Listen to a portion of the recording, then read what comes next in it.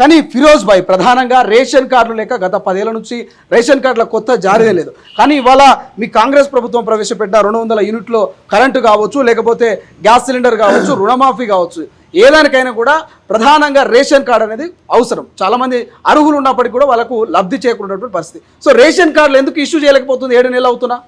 అరే అమ్మ 10 సంవత్సరం నుంచి వాళ్ళు బీఆర్ఎస్ వాళ్ళు టీఆర్ఎస్ వాళ్ళు ఇవ్వలేదు, వాళ్ళకు మీరు అడగరు. మా కొత్త గవర్నమెంట్ వచ్చింది, 3 months పని చేసినాం, 3 months ఎలక్షన్ కోడ్ వచ్చింది, మళ్ళీ పని మొదలు పెట్టినాం.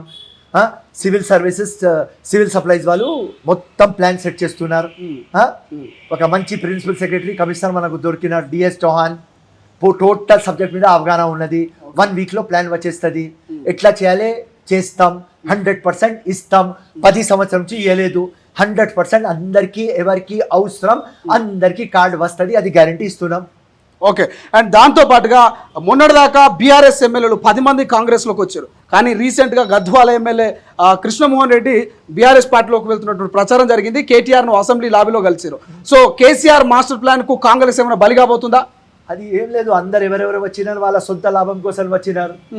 రేవంత్ రెడ్డి క్లియర్ కట్ అన్నాడు, మినిస్టర్లు ఇయ్యము, చైర్మన్లు ఇయ్యము, డబ్బులు ఇయ్యము, వస్తే మా సిద్ధాంతం నచ్చితే రా, లేకుంటే వాళ్ళు ఏమనుకున్నారంటే లోపల వచ్చిన తర్వాత ఏదైనా అడిగితే మాకు వస్తుంది, అడిగినారు ఇస్తలేడు మా రేవంత్ రెడ్డి, పోయినాడు.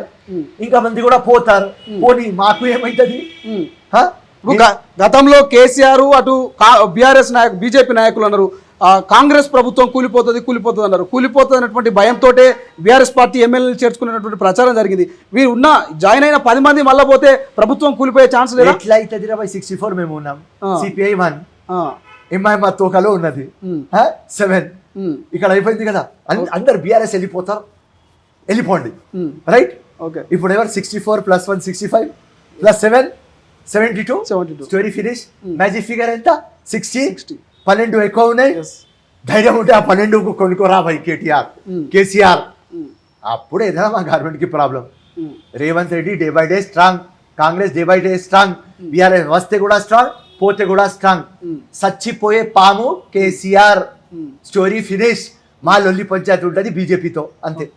ఇప్పుడు జాయిన్ అయిన 10 మంది పోయినా పర్వాలేదు, అయితే ఏం కాదు. ఇప్పుడు దాదాపు ఒక 3-4 పేర్లు వినిపిస్తున్నది. వాళ్ళు రేపో మాపో మళ్ళా బీఆర్ఎస్ కి పోతారు, కాంగ్రెస్ లో జాయిన్ వెళ్ళిపో, ఏం కాదు మాకు, ఏం కాదు. మేము మైనారిటీలో ఉంటే పరిశాన్ అవుతాం.